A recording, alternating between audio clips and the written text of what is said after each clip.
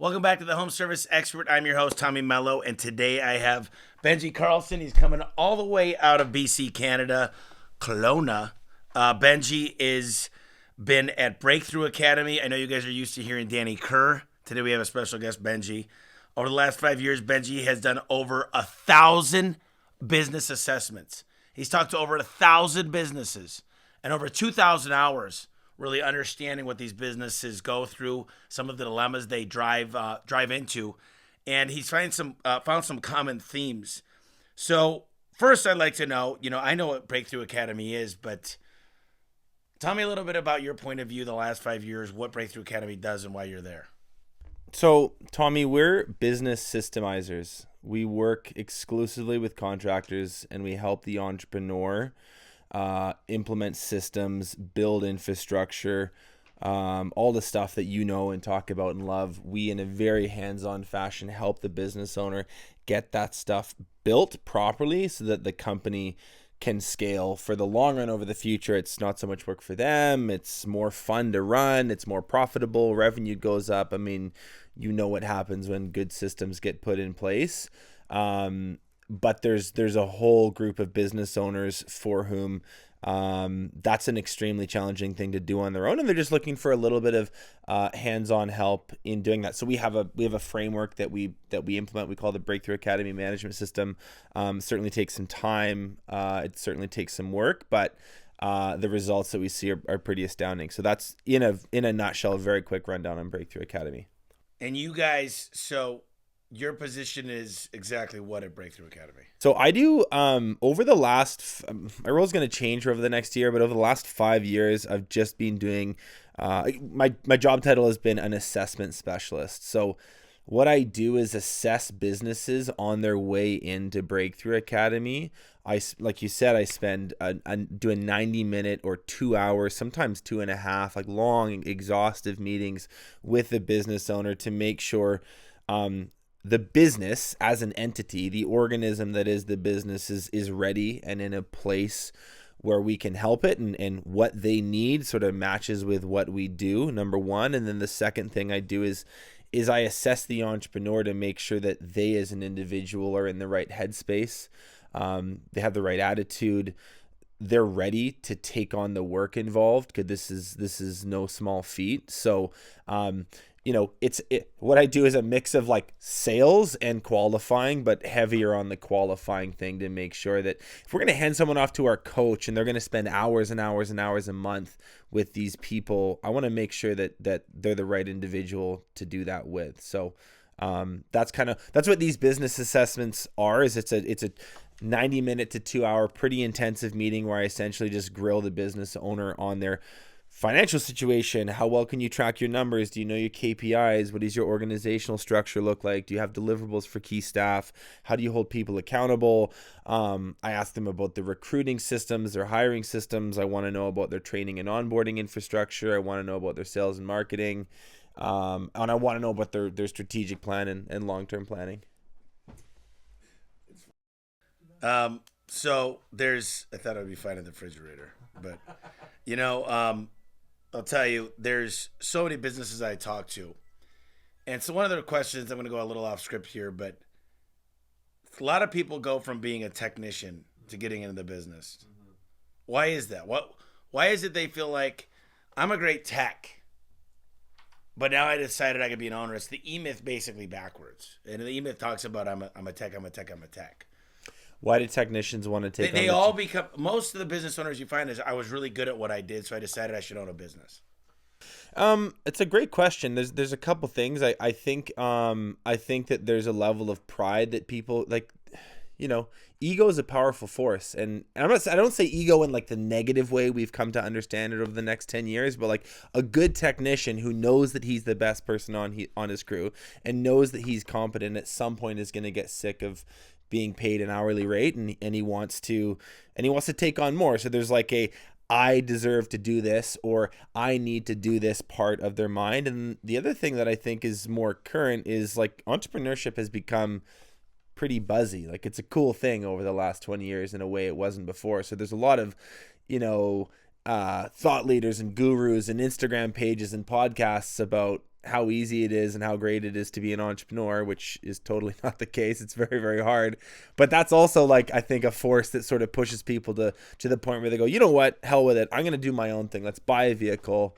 Let's get a logo designed and let's get some business cards and let's do this. It is really like that. But they don't realize there's recruiting, there's training, there's culture, there's sophistication of marketing, there's KPIs, there's SOPs, there's manuals, there's getting the trucks, there's getting loans. And because they're really good at what they do, they still own a job when they start. They don't realize that, man, I got to take all the calls now. And when they take time off, they lose money. A business runs without you. So I don't really believe most of these companies are companies. They're still jobs. Mm-hmm. They're just jobs that they call I own a business. No, you don't. Right. So show me where it runs when you go out of town for a month. Right. You know, my business makes more money when I leave. Does it? Yeah. Because I'm growing so fast, I literally probably pull people off of their tasks because I'm a visionary. You know, there are a lot of people out there. You know what I'd love to ask you is, you got me fascinated by this assessment. Mm-hmm. And I don't know if you're allowed to do this. Is there any way we could publish this to where people could at least look at the questions and maybe you could seclude some special for BTA, but just understand what they should be looking at in their business before they come to BTA? I could link you to something, a PDF I've put together. I think it's like a 75-point questionnaire that I have. Actually, I have 2 new assessments. We have 2 new assessment specialists coming in to take this on. And I've kind of built this SOP on all of the things that you need to be asking about and delving into. So if you want to have a look at that, I'd love to see that totally just because it's a lot. It's very exhaustive. No, it's great. And, you know, probably a lot of it individual, a lot of it business, a lot of it of why you started. A lot of it is like, you know, where do you see the business? What's going to make you happy? See, for me, it's about being the biggest and best. Like I don't compete with anybody. He's heard me say this, but Elon Musk is the only person I compete with now. Why compete with another garage door company? We've already surpassed all of them. Mm-hmm. And I know that sounds kind of cocky, but, you know, at this point, I'm not worried about money. So you've done this assessment for so long. I love this stuff. This is what I live and breathe. What have you noticed in these assessments? What are you seeing? You know, it'll come as no surprise to you that like a lot of business, it's all the same stuff. Like you can boil it down to the same 4 to 6 core issues. There's nuance obviously between business owners and between geographies and different markets and different industries.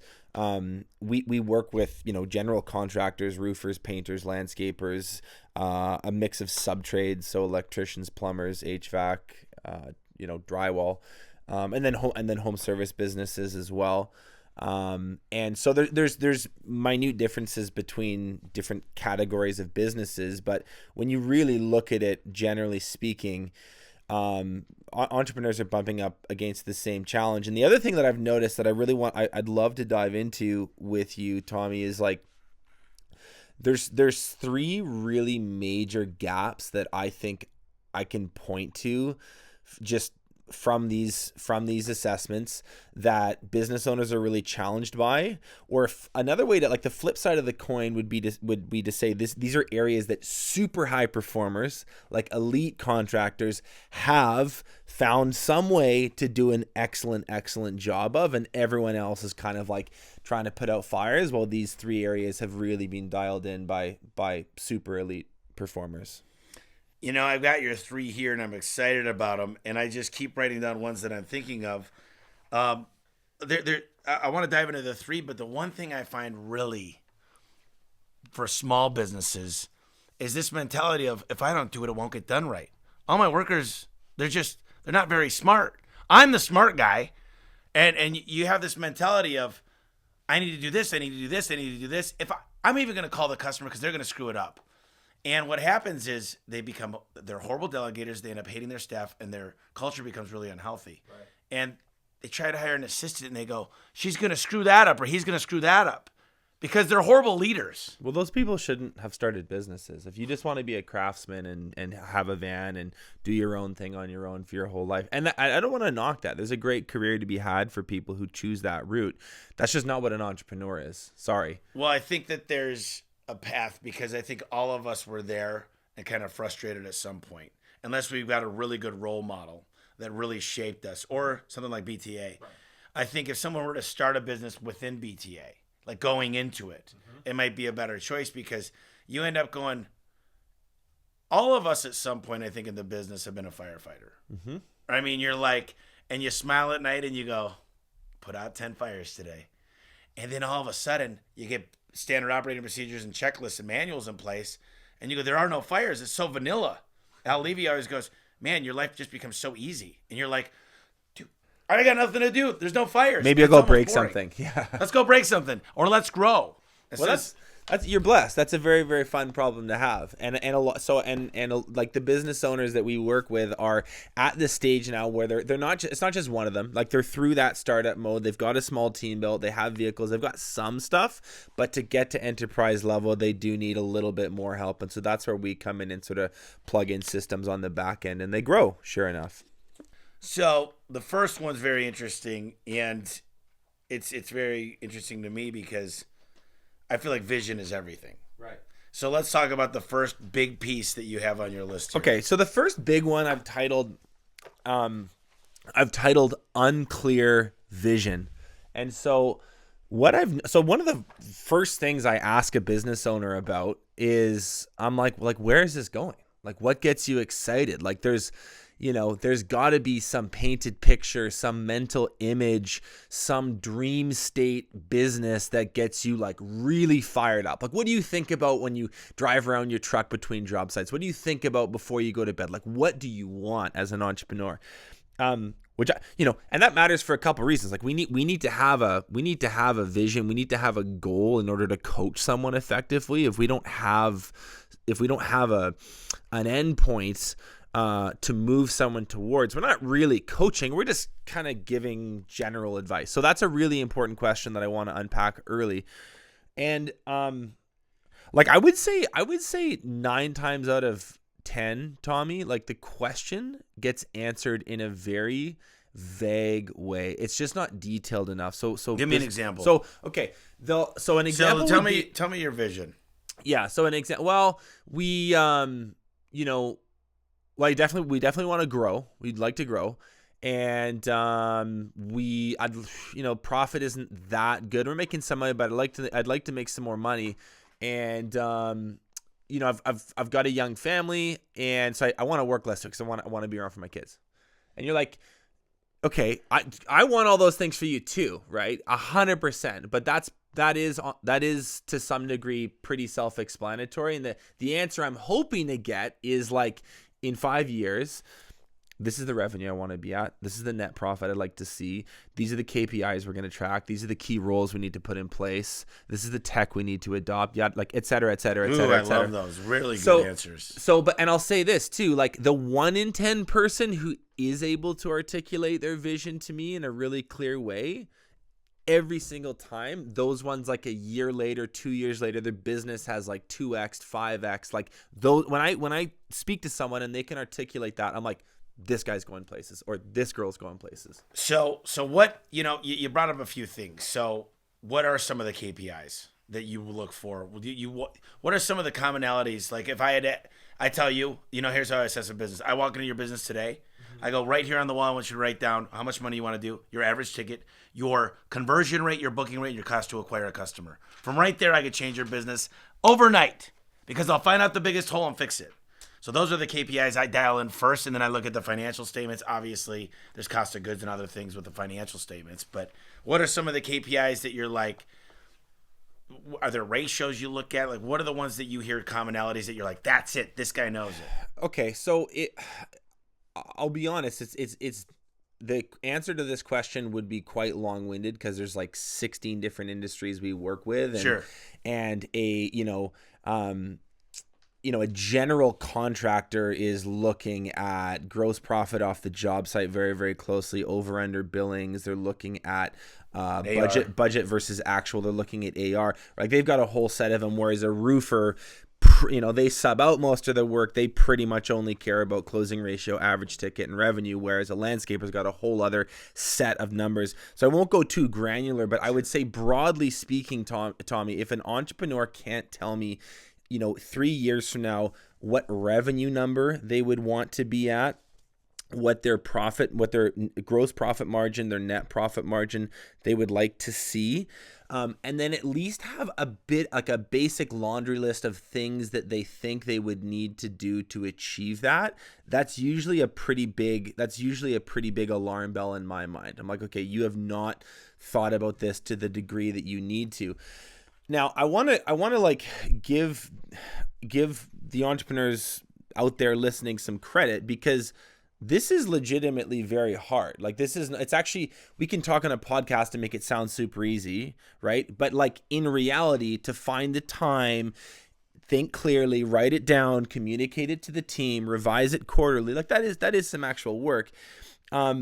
So there's a few reasons why this is really challenging. The first one I would say is, while every business guru out there is going to talk about the importance of setting goals and dream big and this, that, and the other thing, very rarely do I see anyone actually break down like the framework, like the painstaking process of setting goals, breaking them into smaller steps, reverse engineering that into a very linear path that you can achieve. Yeah, it's that's a lot of work to do that. And I'm frustrated constantly at how no one ever talks about that. So it's more than just throwing down a number on paper. The other reason I think that it's a huge challenge, Tommy, and you tell me if you've had this experience as an entrepreneur, is like, kind of summarize this with my favorite Mike Tyson quote, which is, everyone has a plan until they get punched in the face. And as an entrepreneur, especially a young entrepreneur, you get punched in the face often and early. I love that. And I suspect what happens is, in your first 2 to 3 years, you are so reactive. You are such a firefighter. You are such a doer of all the things and fixer of all the problems, that the planning, goal setting part of your brain atrophies. Like, it literally dies for a few years, because you're just like, what's the point? Like, why would I bother? I wrote up a plan last month and it's, been a shit show ever since. So why even bother, right? And so that part of your brain kind of shrinks.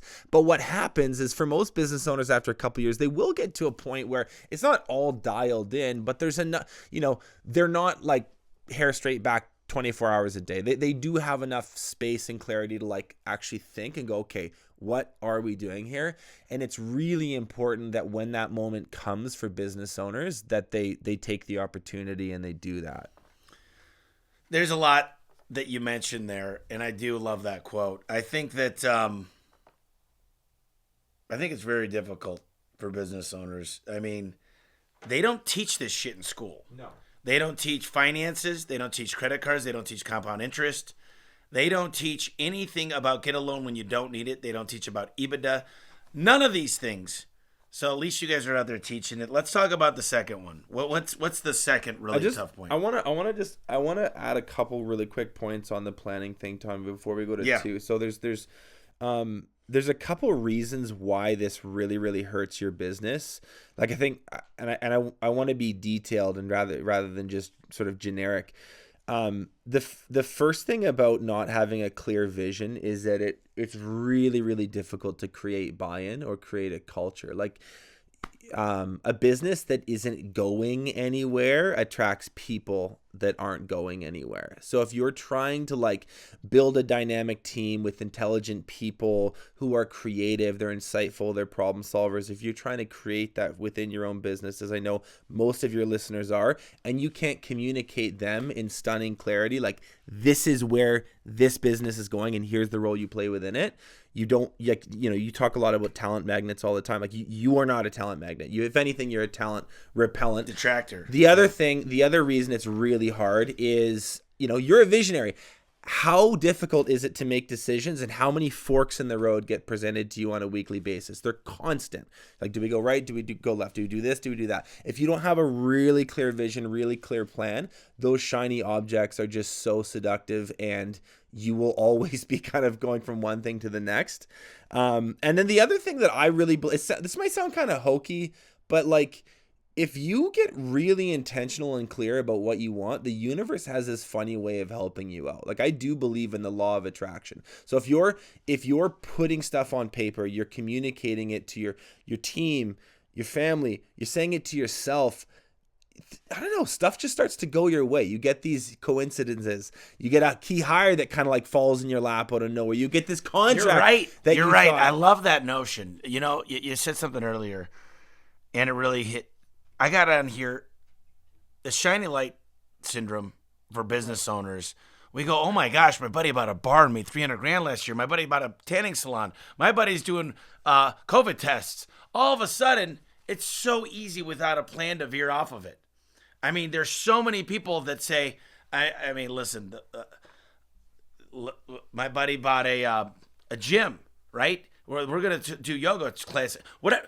There's so many things that say, take your eye off the ball that made us all the money. Right. And you're right, a great plan. And just literally today, I told several people, I'm selling off all my other things. I'm not traveling near as much. I am going beast mode. Right. You do not want to see Tommy in beast mode. It's good. Turn into the Dracula. But it's happening, it sounds like. Oh, no. But here's the deal. Things don't move fast enough for me, so I need to do other things. But I'm like, I'm going to make my own luck. The thing is, make the plan, execute. The plans are never, I let everybody else make the budget. We said $151 million this year. I said, come back to me because I don't want to influence it because I would have been at $500 million. Right. But they set a realistic one, and it's a stretch one. But I still think it's going to be very easy to hit. We're gaining momentum every day. But I know my best use is here praising the employees every day. Praising them, attaboy, patting them on the back. When you start doing that in a business, instead of you're a piece of shit, I'm writing you up, we're doing a performance improvement plan. Recognize the good things before you attack the bad. I think there's a lot to do with culture there. But you just said something as well, which is momentum, and I really think when that vision is defined, these serendipitous events start to happen. You're right. You land contracts that you had no business landing. You get employees out of nowhere that you were like, we could use this person. Then all of a sudden you meet them at like your kid's soccer game, and then they're hired the next week. Like, this stuff just starts to roll your way. But when you don't have a clear plan, it's you're cutting yourself off from that power, whatever you want to call it. Now, I just have one quick. We'll move on to the second piece. This is great, man. You're doing great. I'm gonna give you guys a link to include in the show note, the description of this show, and it will take you directly to our one-page strategic planning tool, which is a very, very simple. You can make these as complicated as you want, but if you're like listening to this going like, man, this guy's right, I need to put some stuff on paper, this is a very, very, very easy tool that will just help you collect your thoughts, lay out a 5-year goal, a 1-year plan, key initiatives, quarterly rocks, really, really clear, and then you can communicate it to your team. So check that out. No, I love that. That's going to be very, very awesome. So we'll get the 150-point assessment, and then we'll get the 1 through 1 pager.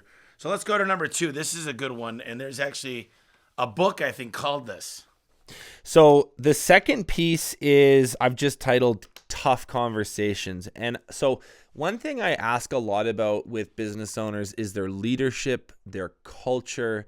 I'm very curious about how rigidly they're able to hold people accountable. And I don't mean that in like some like cruel top-down militaristic way that no one wants to be a part of. I just mean like, when stuff goes wrong, when your employee like doesn't deliver on a commitment that they've given you, do you as a leader step up to the plate and address that in a way that is corrective? And I have noticed that, despite the macho demeanor and the beard and the big truck and like the contractor swagger, most of the business owners I talk to are terrified to hold people accountable. Like it's the last thing they want to do. They're totally avoidant. They might bring it up in passing, maybe, but there's a lot of times where, they just kind of let things go. And there's reasons for that. They're uncomfortable. No one loves conflict. Like, no one enjoys it. There's people that are better at it than others, but no one actually gets off on this stuff. It's hard.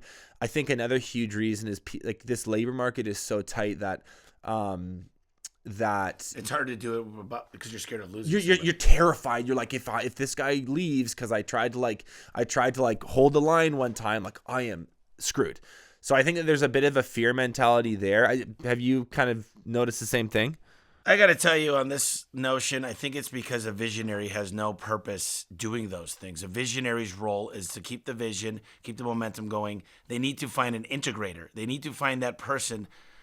Anybody that tries to be a jack of all trades is a master of none. If you think you're going to be the accountant, the CFO, the CPA, I find it that some integrators can be both. But I think there's certain people, it's very rare. Yeah. And usually the guys that do both they're not brilliant at both of them. So, I found an integrator a long time ago, and he's an amazing guy.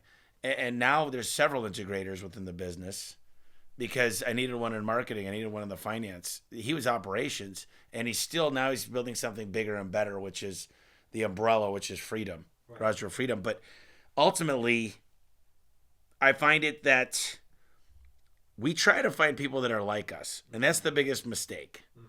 When we build the org chart, you should find everything you hate, circle it where you cringe when you look at it, and hire those people, and they're not going to be like you.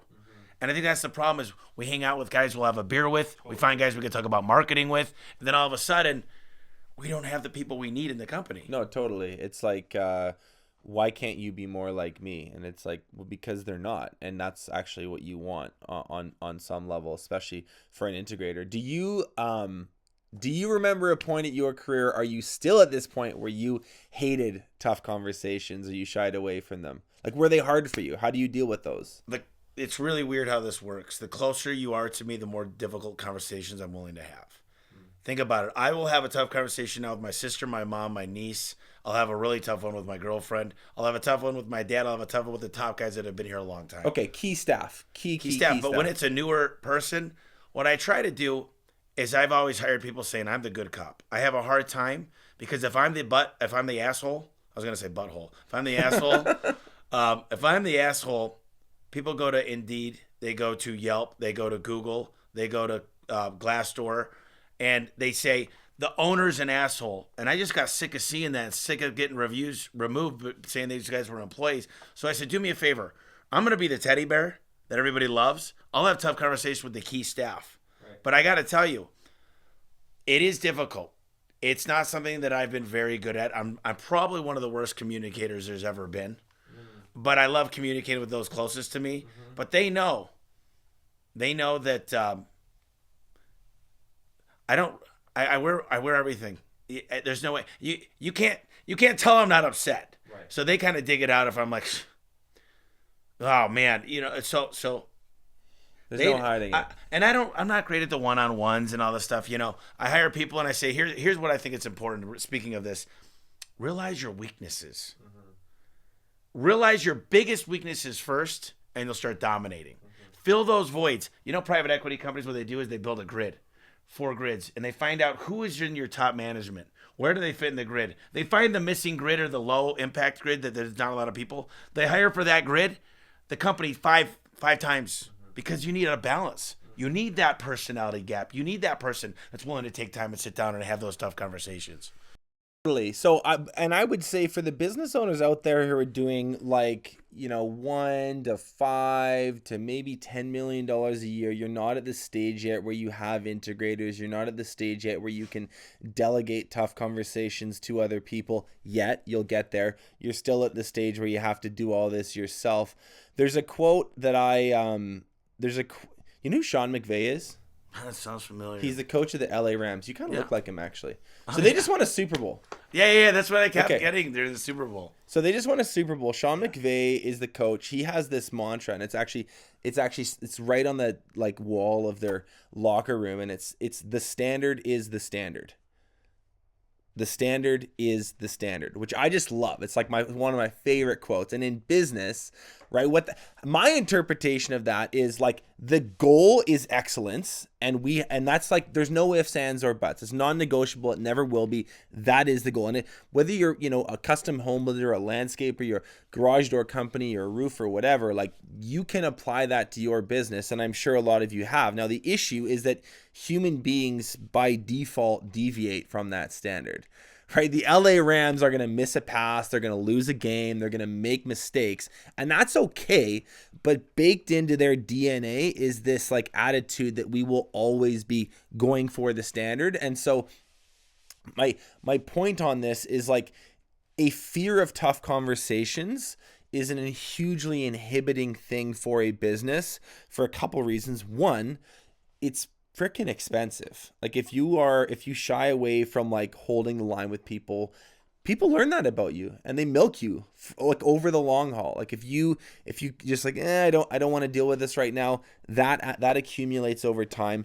The second one is you really can't develop people without like having tough conversations. When I say tough conversations, I'm not like yelling and screaming. I just mean like you see something that's happened that's wrong, you think about it clearly, you maybe prep some notes, and then you deliver that one-on-one in an appropriate way to your staff members so that they can learn. The third reason that you need to have these is that like being avoidant is a recipe for resentment, and that's a really, really corrosive emotion to carry around all the time. It kills your creativity. It makes you more emotional, less logical.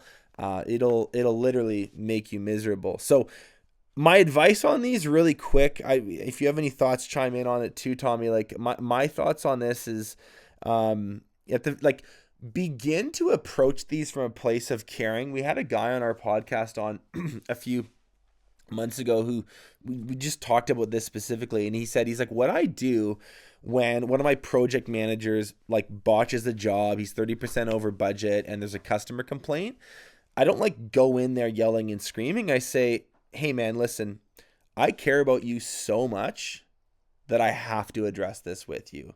Like your growth matters to me in this business so much, I can't let this slide. Can we talk about what happened on site this week? Right? Like that little approach, that little just shift in mindset or attitude towards it makes it so much easier. And then the other thing is my quick shameless plug. We just released a podcast 5-part framework on our podcast Contractor Evolution, specifically on it's titled Critical Conversations. How to have those conversations you'd rather avoid, but you need to have. That will go a lot deeper on this. But coming back to like just the overall theme here, I find that business owners hate having these, and it is absolutely to their detriment. I think what needs to happen with this is Jack Tesser. I'll give you guys, Jack Tesser was the old CEO of Nexstar Network. And Jack Tesser came up with a weekly, you should have no more than 5 direct reports. They should have no more than 5 direct reports. 5 times 5 is 25 employees. Most of you guys under 10 million fit in that category.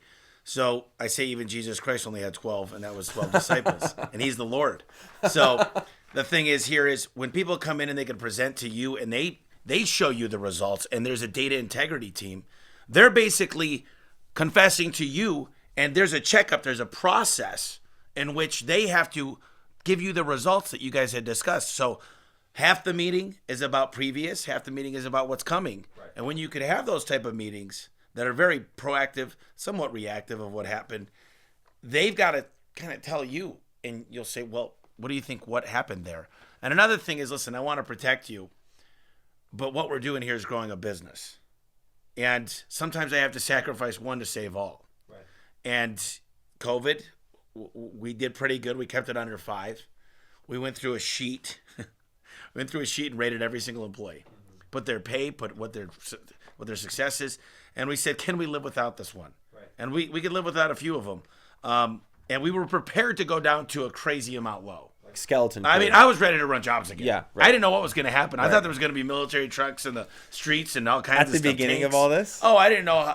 I thought it was like a real, like, this could be it. And totally. I'm like, I might go run jobs again. I was prepared to do whatever it took, I think a lot about pets. I have this dog named Finnegan. You'll love this story. And I was getting Finnegan trained. Great name. Finnegan is amazing, yeah. I was like, I said Huckleberry Finn, and she's like, I don't like it. How about Finn? And then we said Finnegan. So Finnegan, this little white, amazing Cavapoo, we got him, and I'm like, we need to get him trained. So we hired this awesome trainer. I said, can't I just give him to you for a few weeks, and you bring him back all trained? And she said, I could bring him back trained, but you're not trained.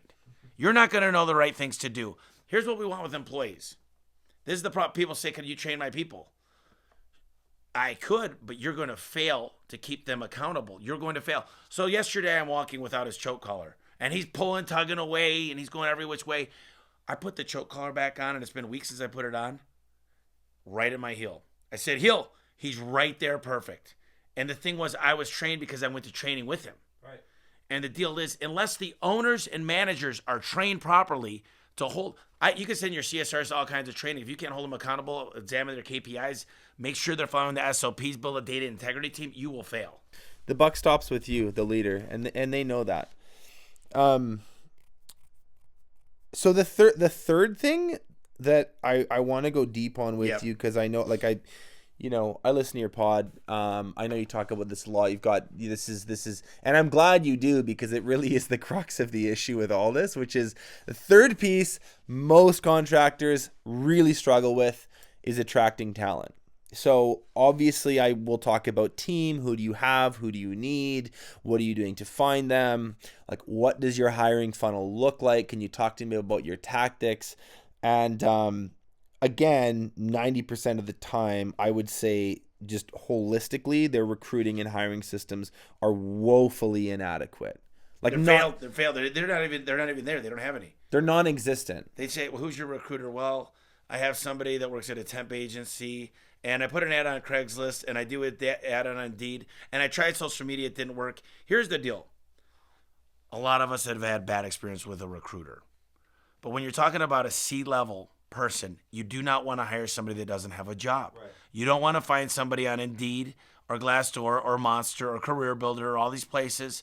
The problem I have with those people, I found this lady who's absolutely phenomenal, and she's helping me build the team. Mm-hmm. And I got to tell you, a recruiter that only recruits 10 people a year. Yeah, we have one too. She's amazing. And let me just tell you this. They interview me. Right. The people, they interview me because they tell them, listen, Tommy's this visionary. He's crazy. He's got ADD. He's got a lot of ideas. He's going to be calling you at 12 at night. He might call you in on a Saturday to work. He's the epitome of an entrepreneur. He's not this corporate level guy that's going to be all poised and, relaxed. He's high energy, high passion. And the deal is you go out. What is recruit? Think about this. You just talked about football. Think about high school again. Mm-hmm. Football, baseball, basketball, golf, I don't care what it is. Does the recruiter let you come to them, or do they go out, scout you, and find you and get you in? Or military? They scout you. Yeah. They go out and get it. Yeah. Now, you expect someone to come to you in this job market to be amazing? Now, the good news is about us is we build our employees. We hire for attitude. We take a young guy off the streets, maybe didn't even make it through high school. He's got a clean background, clean drug test. He's got a why. We'll train him, but the biggest mistake I see with this is, number one, your culture sucks, like you said earlier. You can't attract them. Number two, a real big one, is you're looking for this guy to come in who's an A player that's going to do $1 million a year. They're not coming to work for you. My A players will not leave. Right. I take them on trips. They've got benefits. I praise them. They got trophies. Where are you going to get unless the guy happens to be relocating? Why would he work for you? Right. So you have built this organization, you've developed the culture, you've created a talent magnet, and so you can speak to this with some authority. Something has happened over the last 10 years, and I want to talk about it briefly because I feel like it's a bit of an elephant in the room when people talk about recruiting. The fact of the matter is like team building is harder than it was 10 years ago. Like, it is fundamentally. Like, you could post an ad on Craigslist and you just would get applicants, and some of them would be good. Like, those tactics that worked then just absolutely do not anymore. And so I did a little research on this. I've been talking about this a bunch with members. Basically, this story begins, Tommy, back in 2008, big financial crisis. Banks freeze up. The housing market implodes, new construction stops or decreases by 70%. 1.5 million people left construction and trades at that time, okay? Between 2010 and 2020, most of those people came back. I could show you this graph. It's very clear. A whole bunch of people left, and they kind of slowly trickled back. And by 2020, we were about at the place that we were pre-2008. What happens? The pandemic rolls through. We lose another million people. 80% of those come back, but we're still short. I think 238,000 was the number. So there's two big hits to our talent pool that people do need to acknowledge and be like, okay, that has happened. People have left the sector as the economy has ramped up. So those are two big hits that really can't be ignored. The There's also kind of like this weird, like this feeling of like a decreasing talent supply. So aging workforce, 2014, the average age of a construction worker was 40.5 years old. 2021, it's 42.9. Plumbers are 48. They're old. It's hard. So why is that? Okay, we could dissect the reasons. Steady decline of shop classes in our public education system. Do you remember in high school going to like carpentry, going to metal shop, automotive? Those have those have been all but abandoned. Some of them scrapped entirely. And I'm not, we don't need to get political on this podcast.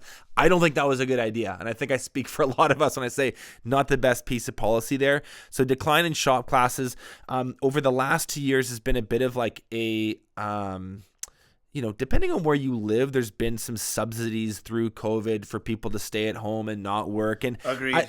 I don't want to put too much on this, but because like I say, like the dude at home right now wearing pajamas, eating Cheetos on his couch is like not what your business is missing. That person is collecting a government check is not the reason your business isn't growing. So like get over it. But there is, I need to say this, there is like a lethargic kind of workforce right now, which I think is going to correct. But so those are some reasons like the talent supply has decreased. While that's happened, there's been an increase in talent demand. 9 trillion with a T, 9 trillion in stimulus through COVID. I'm not an economist, but does that seem like an overcorrection to you? Like that's a lot of money pumped in. Okay.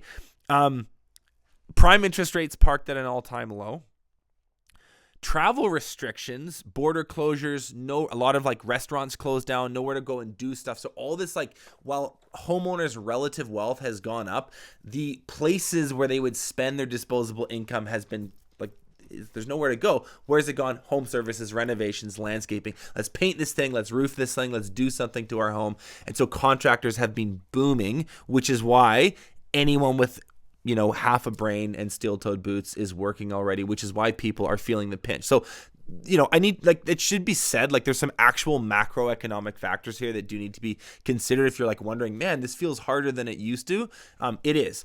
But there's a difference between like facts and stories. And I think it's important that entrepreneurs, when it comes to building their team, separate the two. Like facts are, you need to work harder to hire good people. You need to pay them a little bit more than you used to.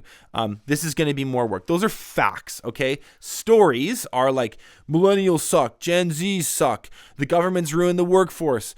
I don't want to pay this person this much an hour. You know how much I made when I was doing that job? Like, those are stories. And so it's important to like stick to the facts and not go down that road where you're kind of blaming external factors.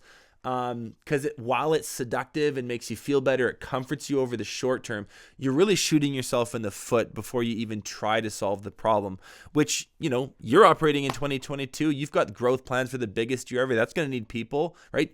They exist. You can find them. Well, what it is first start out and say, why would you want to work for me?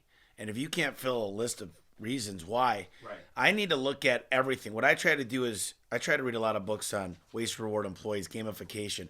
I got to tell you that I'm never going to be good enough to live up to my expectations as an employer. I'm always struggling to become better. Mm-hmm. We got a beautiful couple barbecues out there. We try to do a lot of things, cook breakfast, lunches. Took 32 guys to Cabo last week. Wasn't good enough for me. It wasn't even close to good enough. These guys are literally, I want everybody that works here to come out of this thing and say, I'm a better person for working at A1, number one. Number two is my whole life, my kids' lives, I'm a better dad. I'm a better husband. I'm a better lover. I'm a better person. I'm a better smiler. Everything.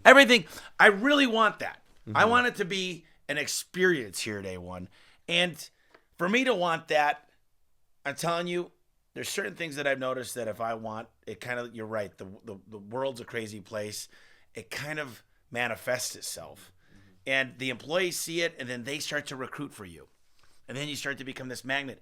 And it gets so powerful, it's like sticking a little snowball down a hill. Then it turns into an avalanche. Mm-hmm. And I just see it. So that's when I decided today, actually, that I'm done. I'm done with all the disfocuses.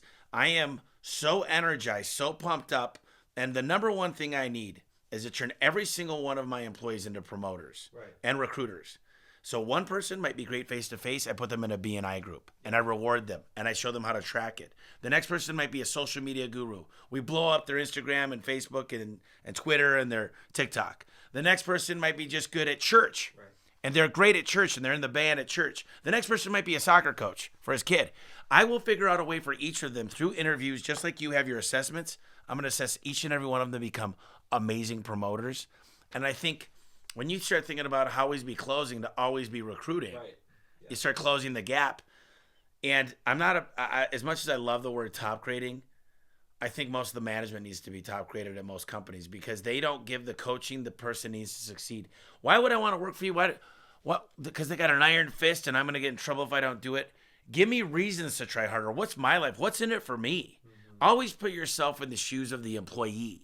Instead of saying, what can you do for me? I started this business. You don't have no idea. I don't sleep. I work 7 hours. You make all the money. So you take all of the risk. And as an employee, you are never going to make all the money because you're not going to go bankrupt when I go bankrupt. I like Shapiro when he says it. He goes, with the pencil, you've heard him in the Ben Shapiro's like, your work is alienable. You took the $10 an hour job. You stick a piece of rubber and a pencil. That's what you get paid for. Now, I could go have anybody do that. Now, go borrow the money, take the chances I've taken. So as a business owner, we do a lot of stuff. We deserve it. But also, don't expect these employees, what's in it for them? Well, that's just it, Tommy. The talent market functions like any other market, right? Like when supply goes down and demand goes up, price increases, and that's what's happening right now. And that's fine. Business environments change year over year, decade over decade. If you want to be an entrepreneur for the long haul, you need to be comfortable with kind of having a wide set of tools and using them, deploying them based on what the environment is showing you. And what the environment is saying over the last 5 to 10 years is that people are the thing that's rare. Good people are the thing that is in recession. That's fine. You as a business owner, it's your job to change the way you do things to fix that gap, right? It's like, so in these assessments, right, I get sick of this because as people talk about, employees suck and I can't find good people and it's so hard and turnover. It's like, but you don't act like it. Like if I actually looked at your business activities, you spend less than 10% of your time and money, like less than 1% of your money on recruiting activities. All your time is spent marketing and selling and doing all these other things. While like the biggest fire in your business, you're like, no, I don't know, I hope it goes out. It's like, if this is the biggest issue in your company, freaking act like it. There's so much that you can do that you're not doing. When COVID happened, it was amazing because actually I had an employee saying, cut my pay. They gave away their sick days to other employees. You saw everybody come together, and I realized how important these people are. And they really are the business. I mean, listen, I've got a lot of goals, and I get up on stage, and people say, look at A1. It's not me. What it is these amazing trainers and recruiters and managers and operators. It's literally, yes, I have a vision, but it's interesting because you look at Walt Disney. Do you think Walt Disney knew what was in his bank account at any time? Hell no. Do you think he knew any of the contractors' numbers building Disney World? No. Roy did, his brother. And you need a team, and you're only as strong as your weakest link. And I think it's important to identify weak links all day, every day. And you're right. What gets measured gets managed, and where you put your time gets fixed. And I'm not out there putting out fires. What I'm out there doing is finding the people that have already dealt with, I don't even want to say this fire. I want to hire people that have been where I want to go. And I'm very fortunate now because I can do that. Now, when you don't have any money and you're literally, this is the biggest mistake I see in businesses. Number one is they say, I don't have money. I've got used trucks. I barely got enough gas money. I'm making month-to-month mortgage payments. And I'm like, you started a business with nothing. Yes, some people have that American dream. But you can't even get a loan. Your credit's torn up. You decided to go on a dream because your wife said to do it, but yet you don't want to work weekends. You still want that old career for a 9 to 5. And yet you don't know how to get work. I tell people, listen, if I was back out there again, I'd be on the corner flipping a sign to get business. I'd go to every employee. I'd go knock on doors. To neighbors. And I'd say, give me 5 reviews. Here's why. I'm an up-and-comer. I'm David. That's Goliath. I need 5 reviews from you. Please, can I put a yard sign out? Can you give me your neighbors' names? Is there any chance, any opportunity to meet the HOA president? Can I come to the next HOA meeting? You're better, but you don't have the drive. Why did you start a business if you're lazy? You have no money. It's called sweat equity. Totally. And I'm like, why did you start this? And it really bothers me because they complain all day. And I'm like, who in the hell would want to work for you? Write down 3 things of why they'd want to work for you. We call them entrepreneurs. Entrepreneurs. Don't be a entrepreneur. Yeah. No, don't. So, I got some other things. I think these are 3 critical points. You can keep going on that one. Point 3? No. I got a few other things that I want to talk to you about because Put it down. Feel like, yeah, let's hear it.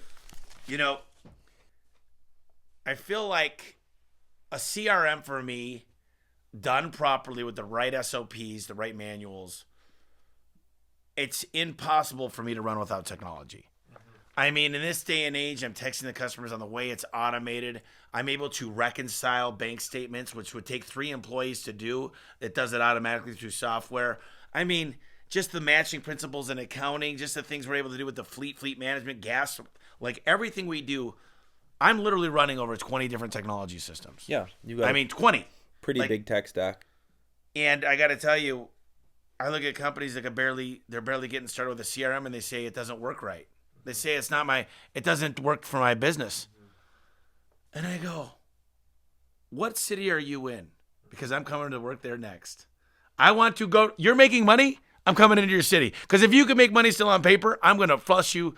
Like, yes, I've got managers I got to pay for and this huge building and trainers and recruiters. But you don't even know where your marketing dollars are going. You don't even got call tracking numbers. You have no idea what your conversion rate is. All your data in there is crap. You don't have good financials. How do they stand a chance against? I got to say, they're selling apples to apples. Ace Hardware at least is different than Lowe's and Home Depot. Yeah. But these guys are trying to sell the same stuff I am, and I'm selling better stuff. They can't compete. What do they do? Well, adopting technology is no longer optional. You're right. It's not even. This isn't even a discussion. It's like you either, and the resources are there. If you're a builder, you go get Builder Trend or Co-Construct. If you're a roofer, you get Job Nimbus. If you're a landscaper, you get LMN. If you're, if you're a smaller business or a trade, you get Job, right? The list goes on. The tools are there. You don't need to go out and build your own SaaS product from the ground up. No. They have amazing onboarding. They've got good customer support. No, it's not perfect, but if you're gonna, if you want to run this archaic business that, is a dinosaur essentially, good luck with that. Well, that's why everybody's getting out. They're literally seeing, they're going, the prices are up, I'm going to sell now. That's what I'm seeing is you will see. The valuations of businesses? Is that what you mean? Valuations are going up, but what I'm saying is these old timers are going, they get mad when I come in. They're like, you can't charge that. You can't do this. You can't do that. But they're realizing, dude, prices just went up 130% last year. And I wrote on the back of here, you know what I'm praying for every night? No trucks for anybody because I can get them. I'm praying that prices double again. I'm praying that hiring gets way worse and it gets way harder. It probably will. I'm hoping it gets so impossible. I hope my employees come crying to me and say we can't find anybody because that's where I get good. When the going gets tough, Tommy gets it going. Right. Here's the other big thing and the last thing I want to talk about that I find most entrepreneurs are horrible at. Time management. Yeah. They have no idea. They're out there doing $10 an hour work all day. They don't know how to train a personal assistant or an executive assistant. They're out there pumping their own gas, washing their own car, doing their own electricity, or paying their own electric bills, opening up their own mail, checking their own email, doing all of these very minimum wage tasks. Right. When if they really learned how to optimize their time and had a plan for their day instead of letting their day plan them, they would be so much more successful. I'm traveling all of next week. I was in Cabo last week. I'm on a podcast today. I'm not getting on the phone with a customer. I don't remember the last time I talked to a customer. I had a fire, and I went out there because they wanted to meet the owner, and it was a really nice house. He invited me skiing on his boat. But that was kind of more recreational. But this is I think people just are so I got to do it. What is your take on time management for entrepreneurs? I don't think that most business owners, when they're in that really reactive place, when stress levels are high, cortisol levels are spiked, it's very difficult to have the self-awareness to even realize the time that's getting wasted, which is why we do exercises like you talked about earlier. It's like we do a brain dump of everything that you do in a week. We categorize by, suit, like what's high time consumption, what takes you forever but relatively low skill. Okay, get that off your plate. Hire someone or give it to a current employee. We work a lot, like one of our sort of pillars of our 6-part management system is literally like planning and priority management, we call it. Time management is just like, can you show up on time? But priority management is truly understanding like what matters versus what doesn't in relation to your goals, and then aligning a calendar, usually Google Cal, but sometimes pen and paper if you're old school, or Outlook, but using a tool to actually take the tasks that you've put out on paper, organize your week. If you get really good at this, I'm at the stage now where I have 3 weeks to a month pretty well laid out in front of me. I know what's happening, and like I don't wake up in the middle of the night going like, oh, I've missed something. Like it's all there. So it's this idea of like extracting what's in your brain and putting it on paper and organizing it in a really linear fashion so that then you can just go and execute is like a foundational step. And it's something that we address early with our entrepreneurs, because if you can't tell me what you're doing next Thursday at 2 p.m., how the hell are we going to build infrastructure and implement systems into your business? So it's almost like a prereq. A lot of people struggle with it. I totally get it. But we at least at BTA, I think that we kind of nipped that one in the bud really well and really early. I love you, Mike Bailey. But one day I go, dude, what do you guys, how come all the area managers are so busy? They can't be on interviews and grow in the market. And he goes, I don't know what it is, but my whole day gets taken up. He goes, Tommy, I promise you there's not a dull moment. And I go, it's your day gets planned for you. Mm-hmm. The car broke down, I needed to go do it. This happened, I needed to go do it. I had a job that needed to get, like literally, I look at their day and it literally is firefighting. And I guarantee you, this was about a year and a half ago he said that. He's starting to manage his calendar, delegate properly, build checks and balances. I will tell you, lots of things are changing here. What I love the most about time management and getting a great assistant, I'm getting her an assistant. She's going through executive training right now. It was $7,000. I will invest in her all day long, and I'm going to invest in her under her. Actually, Xavier, the guy right there doing the filming here, he's going to get buried, so I'm getting ready to get him a helper so I could double his. And I'll tell you this, if I get a second helper, I'm not only double my time, but I'll 4 times my time. Right. It's amazing how it works. If I could have somebody that take notes and have somebody build, this takes me an hour, how do I get this long? It's called, there's a guy that wrote the book, Lean, 2-second Lean. Yeah. It's called Getting Lean. Akers. Paul Akers, I had him on my podcast. If you do it right, you take these tasks and you say, what can I do to minimize my efforts? So literally at the next house, I'm moving it to my other house that I got in Scottsdale. Well, I had another one. I'm hiring a full-time lady. She's going to be walking the dog, cooking breakfast, lunch, and dinner, doing all my laundry, doing all my dry packing my clothes. Mm-hmm. I'm going to set up a system to dominate my time, and every single thing I do. And here's what I know. By the time I'm 39, I just turned 39. I know I look 25. It's crazy. But by the time I'm 45, I will probably have 8 assistants, because I just know as you build this up, the time becomes so valuable, and my time becomes too precious.